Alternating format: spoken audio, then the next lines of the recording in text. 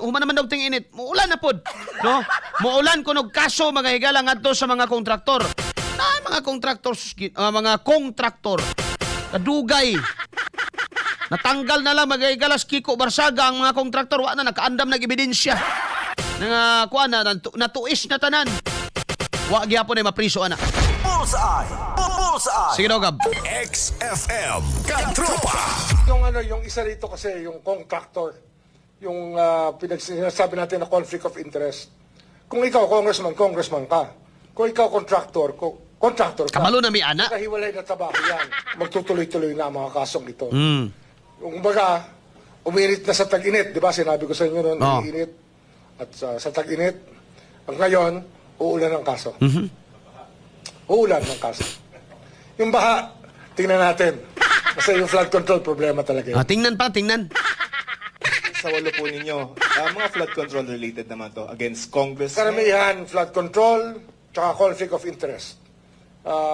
Sako pareho yan. Kasi bawal nga maging contractor eh. Bawal yan eh. Kaya lang, hindi ito pinansin ng napakatagal na panahon. Ngunit alam naman natin, isa yan sa mga dahilan kung bakit nagkakagulo-gulo tayo sa larangan ito. Para nawala na yung dividing line between decent and indecent behavior. Tuloy ko lang. Sir, when you say ifo-file na, For preliminary investigation. Okay. Hinog na ang fact-finding at preliminary investigation na. Of course, may mga ibang kaso pa na yan, nahihinog-hinog na dyan din papunta sa PI. Apil ka Marcolita, no? Hinog na. Puntahan yun, sir. Pero let's stay muna dun sa 8. Mga kong lang to, sir. 8 or more than 8 yan. Puro congressman yan. Can you just, maybe if you cannot give the names, paano po yung involvement nila as in medyo broad strokes of their involvement? Yung isa rito kasi, yung contractor, yung sinasabi natin na conflict of interest. Kung ikaw, congressman ka. Kung ikaw, contractor ka. Magkahiwalay na trabaho yan. Pag pinag-isa mo yung trabahong yan, kasalanan yan sa taong bayan. Mao? Very simple yan. Conflict of interest yan. Section 3E ba yan? 3E? Ng Anti-Graft Corrupt Practices Act. At saka H, 3H. Maura? Sir, what about senators? Wala pa po. Meron din kami for PI at pa-file na yun this week. Meron din rin kaming baka resolutions within the week na ipa-file rin sa Korte sa Sandigan Bayan for that. Ilang senador po ba yan, sir? Ang iniisip namin dito, 2 o 3. Yan ang tinitingnan namin kung mahihinog na. Pero yung isa, hinog na. Hinog na. Lagi. Si Marcolita na. Hinog na daw. Okay. Alas 8:31 na. Bullseye! Bullseye! Hinog na. Ang unahon katong ka Marcolita nga donation gikas pribado. Mga moy unahon. Bullseye! Apilon man daw si Joel o si Kuan. Si apilon yan Escudero. Sige, ato isumpay, Gab. XFM Katropa! Meron din kami for PI at pa-file na yun this week. Meron din rin kaming baka resolutions within the week na ipa-file rin sa Korte sa Sandigan Bayan for that. Ilang senador po ba yan, sir? Ang iniisip namin dito, Isipon ba dahil na? 2 o 3. Yun ang tinitingnan namin kung may Kinsa. Pero yung isa hinog na para i-file sa Sandigan Bayan. At least one, sir. At least one. Isa for PI. Okay, sir. Sir, ayun mong pangalan natin. Wala muna. Malalaman nyo naman yan pagdating Chiche. ng tamang oras.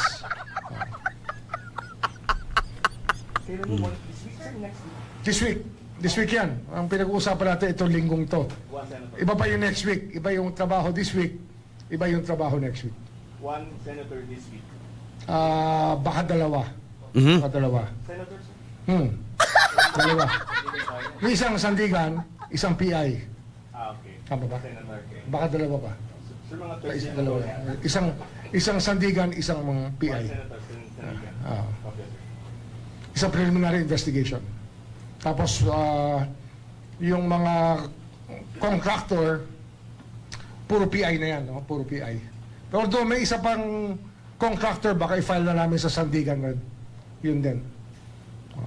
Dun po sa isang senador, ito po ba yung related sa flood control? Baka hindi. Ayan yung Oh. conflict of interest na. Dili, nagyapon. Kaya more of plunder due to, alam mo yun. Sir, is it Senator Joel Villanueva? Wrong. For this week? For PI. For PI? Ah, for PI na lagi, oh. Oh. For PI, Villanueva. And then any clue dun sa isang yung... Panganli na! Cute-cute pa. Any clue kung sino? It's Senator Marcoleta. Ah, Marcoleta. Definitely, Ah. ano na, for resolution na. We're about to file it already. This week yung kay Marcoleta? Yeah. Okay. Pagsasampalan ng kaso, sir, tama? Pagsasampalan po ng kaso. Nagsasampayan ng kaso na. Sa Sandigan na yan. Plunder, sir, di ba? Ha? Plunder. Ah. Kasama po dito yung mga correspondents niya, sila defensor, yung mga na-implicate po natin. Kasama yan. Kasama sila. I don't know kung same forum yan, no? Same forum. Ah. Same jurisdiction. Sir, yung status kay Joel, Yun nga. For PI. For na. reso. For PI na. for Pusang iring. PI na. PI. Yeah, so, tuloy-tuloy. Kahit na kasi we were abroad, tuloy-tuloy yung correspondence namin sa mga nangyayari dito. Kaya, yan, we just came here to announce that work is ongoing and we will do it. Sir, yung kay Escudero, Malapit na. Malapit. Si Che. Kasi yan sa inaayos namin, nakasabay na ibang kasong plunder na aming pa-file within the next few days, within the next few weeks. Maybe it will take 2 to 3 weeks more for us to file cases in the courts and for preliminary investigation. Alright, so tulo, napanganlan ng tulo. Itong niagi, pag cute-cute pa karon napanganlan na. Senador Marcoleta this week, kasuhan magahigala sa ombudsman. Bullseye! Bullseye! Plunder case sa Sandigan Bayan. No? Kining anti-graft court man ni mga higala. No? Plunder case sa Sandigan Bayan. So may problema ana, katulaging donation nga pribado. Bullseye! Huwag bahid sa korupsyon pero may kaso. Marcoleta. Nya asa dapig si Marcoleta magayagala. Dito sa kuan, anti-impeachment na siya. Gibirahan, birahan. Kaning ila Joel, sa una hinog naman eh. No, Escudero, ano na hinog na eh. Sa una magayagala hinog na eh. Karon nahilaw balik. Ni atras magayagala nahimo na sad nga for preliminary investigation usa. Kang Marcoleta nga na, wala mo agi. Diretso na magayagala, kasuhan na gyud. Mga kaigsunan. So sabay tanaw ninyo ani. While padayon mga igala nga ginahanay ang ng ilang impeachment, wa pa kasugod ba? Grabe gyud mga igala nga ilang plastada, no? Wa pa kasugodan tud karon. Unya kining mga taga-prosecutor ang sigig pasanginlan ang taga-defense. Yang ilang kalaki magsigi mga higala og panguha og mga witnesses nga wa diri wa didto. Magpataka na lang og kuhag witnesses pananglitan si Abby Andres. May gani si Abby Andres kay niingon gyud nga di pa ko moapil ana kay HR man ko Supreme Court di ko mag-apil-apil ana. Dinaulawan ni karon nang gawas na gyud mga higala lagi. Nga wa sila di nila kaya ipabarog. Kay ang ilaha may higala salida ra man na. No? Salida ra man. Ano magkakaroon sa pre-trial gusto nila mga higala nga maatubang nila si BP Sara. I-proceed na. Ano man yung proceed ng trial? Anong di man yung i-proceed ng trial? Nga kamo may gusto, ana. Nya karon mga igala, samtang giplastar na aga kining impeachment, mga kaigsuunan, gianam na pod nila og pamiang ang mga senador. Bisag unsaon na mga igala eksplikar, eh. Klaro na kay STV-TV. Di ba? Tanan nga tuwa dito sa side mga igala ni Cayetano, ulanan yun nagkaso. Bullseye! Bullseye! How about Mr. Bindalo? Wala tayo kuan kang Bindalo? Sometimes you have to bend the law. Oh. Wala. Oh, wala lang. Oh. Pero mga dalang bigit man na sila. Oh, wala. Nga naman, naaman sa ilang habig mga higala. Nasa ilang side. Sherwin. Natural. Senate President yan. Di mo na pwedeng hilabtan. So ang tanan lang mga higala nga naa-speakas ron, maoy ulanon o kaso. Ang Malacanang, ang iyang tirada, si Alan. Birahan niya mayo si Alan mga higala. No? Kulto daw. Nya. Pakuan daw ka na bang nagbabanal-banalan. Ingon pa si Auntie Claire. Bullseye. Bullseye. Wa na gini Pilipinas. Yun mo katinga mga higala. Nato po mapugngan sa mga sunod nga panahon. Kung mubaktas na yung tao, maatong EDSA. Ang ako lang yung bang hinaot bay. Nga, di taan ni Mamarsyalo. Kaya mahitabo na ginoo ko. Mga higala. Mausab na po ng konstitusyon. Mabuang na po mi ani nagtuon na ng konstitusyon. Pastilan dolo. Bullseye. Bullseye. Mao ra gid atong ipangamuyo mga igsoon nga unta di gyud ta moabot sa point nga mabalik ta pari atong sa amahan.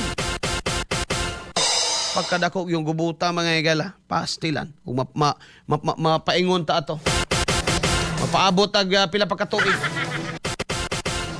Ining nasampit niya kaso karon mga higala bato ka Marcoleta, no? Usa ba ni ka tinud-anay may higala nga pagpangitag accountability na sad?